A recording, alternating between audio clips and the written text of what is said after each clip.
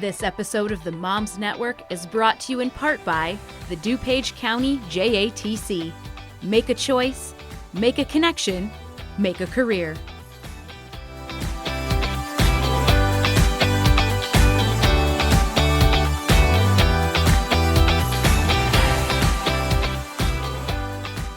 Welcome to the Moms Network, a talk show covering topics relevant to moms, kids, and families.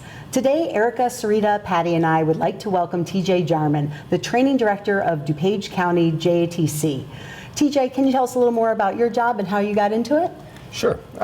So started off as an electrician. I've been an electrician for a little over 20 years now. Through that process, went through school, and that's the DuPage JATC that I'm now the director of. After 5 years, when I was finished with that, I was asked to become an instructor. So I started teaching there, and I was working during the day, teaching at the school during the night. After I had done that for about 5 years, I was approached and asked if I wanted to become a full-time instructor and lead the field. So I started doing that, promoted to assistant director, and now the director of the apprenticeship. Awesome. Did you always know you wanted to go into the electrical field? So I'm a fourth generation electrician. So I was around it my whole life. So I figured that would probably be my path. But I did try college first. So I was originally from Kansas City, Missouri. So I went to UMKC for 2 years and then decided I didn't have a clear path. So I should do something and make some money. Sure, sure. What about what trends are you seeing in the industry? Can you tell us just a little bit more background of where do kids find out about you? Do you feel like people know about you? Yeah. The trades, it's funny because we've always been our best kept secret. We always advertise to ourselves, and so we actually now brought in other people. DuPage Power Forward, Karen Shervat, is our outreach program. So we're doing a lot more community outreach. We're going to schools, we're doing career fairs, different programs like that. We're also hosting events at our facility, so you can actually come and tour our facility. We do STEM events to try and make people aware of the fact that the trades are very math-based, math-centric skill sets. So so we're doing a lot of those outreach programs, just really trying to get in and not just educate the students, what we're doing here today, educate the parents so that you know the resources there for your kid. And then we're also trying to do outreach for school counselors. So that's our huge ally for us, for them to know that there is a separate option when kids come in and start talking to them and tell them what they like, what their interests are. They can follow they're the ones that develop their curriculum for them as they're going through the school year, right? So they know what their kids are talented at. So it's a huge plus for us to have that in the school system, for them to be able to say, I think this would be a good career choice for you. Yeah, and I think the only one thing I've learned as a parent of 3 is that none of them are the same. That's correct. And so the path that works for one is not necessarily the path that works for the other. And I have a young one now who is going to be a junior in high school, and like you were saying, doesn't really know what he wants to do, and he kind of gets in a panic about that. Right. Like, oh my gosh, because he's thinking, I don't know if college is it, but he needs to know more, and I think parents need to know more about these kind of options that are available, because like you were saying, it's not just even learning a trade, they get a job. They're going to be making money. That's correct. While they're learning, which is huge. Yeah. Instead of being in debt. Right. It's the complete opposite. It's the complete 180. Right. And I think if you have the passion for something coupled with those benefits, then that's a recipe for success and happiness. It is. Can you speak to the differences financially when it comes down to a kid going off to traditional college, maybe with not a path that they're working towards, and your path? Yeah, I mean, I think everybody is hyper aware of the cost of college right now, right? That's something that we all hear about. So, and what do we want for our kids? That's the true question, And I think if you ask any parent, they say, I want my kid to be happy. Right. So forcing them into a path where if they're telling you, I don't know what I want to do, and they have to have this defining moment at the age of 16 or 17 and say, you have to pick this college, you have to do this curriculum to make sure you get into this.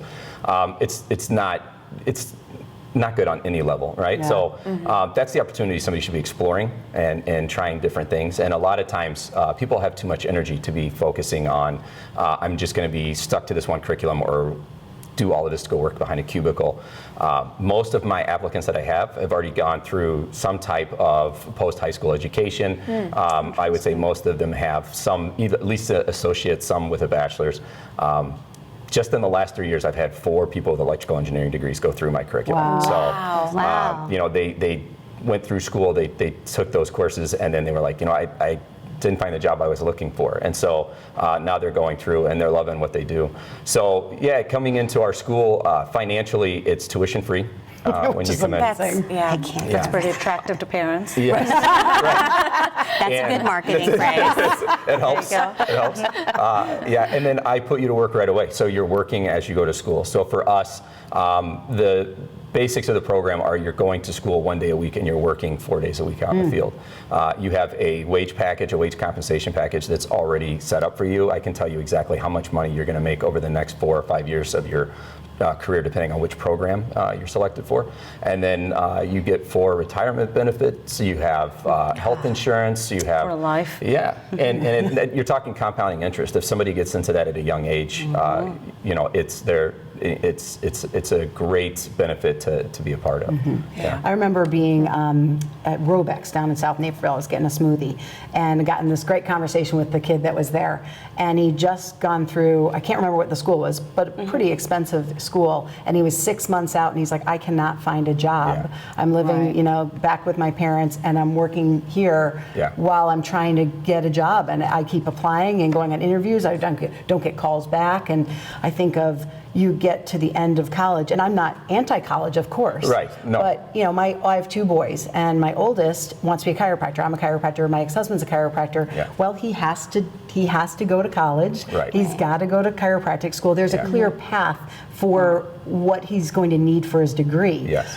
For my son Nick, he's not exactly sure what he wants to do, and I can't imagine having him go and spend over $100,000 on a school to get a communications degree or marketing degree. Nothing that's wrong with it, but I'm sorry. It's true. I'm still paying for it. But today, right, to come out with 60 grand in debt right off the bat and no jobs secured for you, it's just I just think it's something to pause and think about. Yeah. And I think the environment is changing as well as we talk about artificial intelligence and how our landscape of jobs is going to change, where more of those will be taken over by artificial intelligence, vocational trade, and more of those hands-on jobs will continue to have a demand. Absolutely. Yes. And to your point, there's nothing better than having that practical training as you are in school to really have a good insight of what that job is going to feel like once you're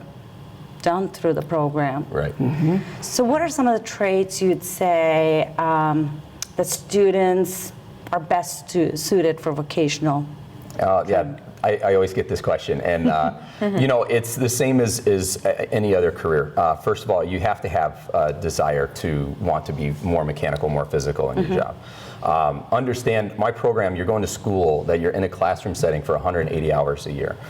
If you're going to a traditional associate's degree or anything like that, you're only taking 120 credit hours. For me, it's 180, so it's a demanding program. You're also required, it's not an option, you're required to work at least 1,600 hours in the field. So it is a very demanding program. So the traits or attributes that we find work the best. Typically, maturity is a huge part of that. There are certain things about the trade. It's not easy, and it's not for everybody. Like you said, college is a great career path for a lot of people, but for my students, they're up at 4:30 in the morning, and they're on the job site, tools in hand, 6 o'clock. You are an hourly employee, and you have to produce, you know. It is a demanding schedule. You have to meet that schedule, so maturity plays a huge vital role of that.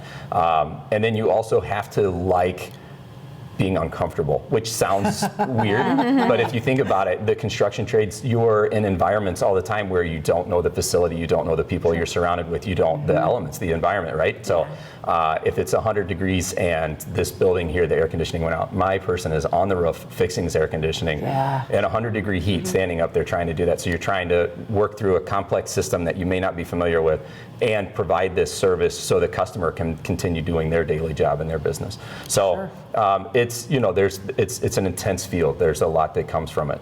So if you like to be challenged, if you're comfortable with being uncomfortable, and it's like a state championship, right? If you win at the end of every day, you get that satisfaction, like I did that, right? I did that. That was all on me. Yeah. And so, yes, it sounds weird being comfortable with being uncomfortable, but there's a victory at the end of every day. You turn around and say, I built that. That's mine. Right. You know? Yeah. So this might be an unpopular question.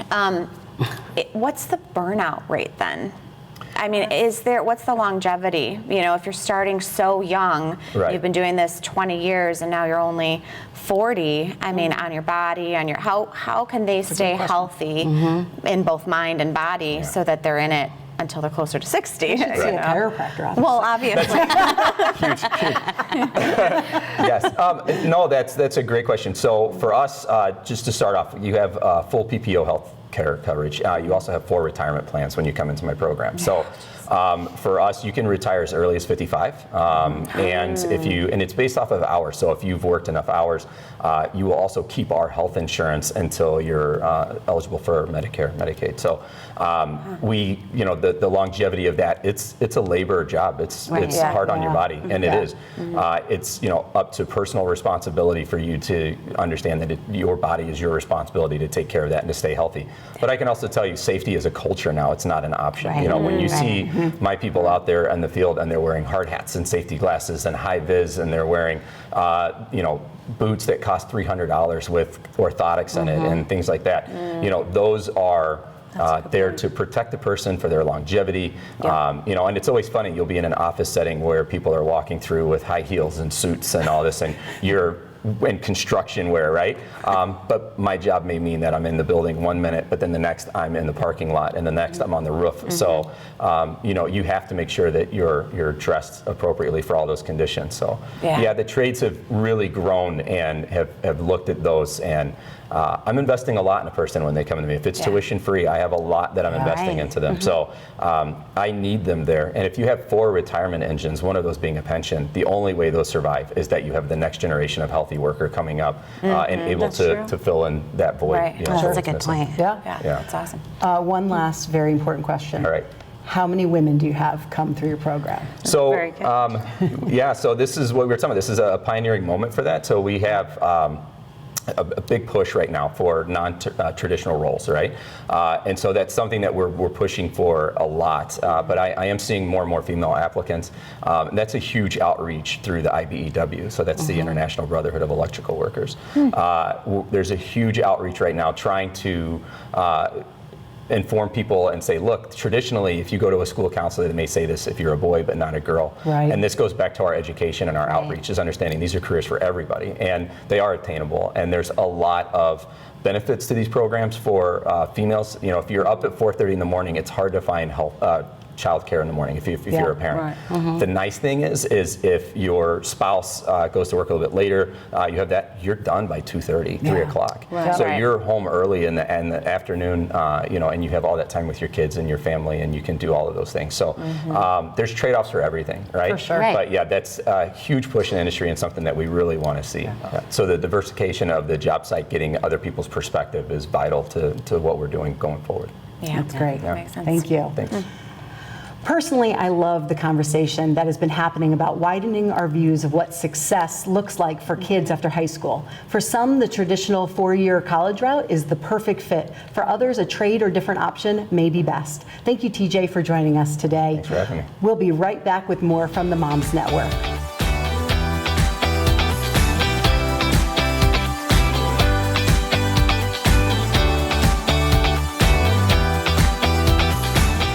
This episode of the Moms Network is brought to you in part by the DuPage County JATC. Make a choice, make a connection, make a career.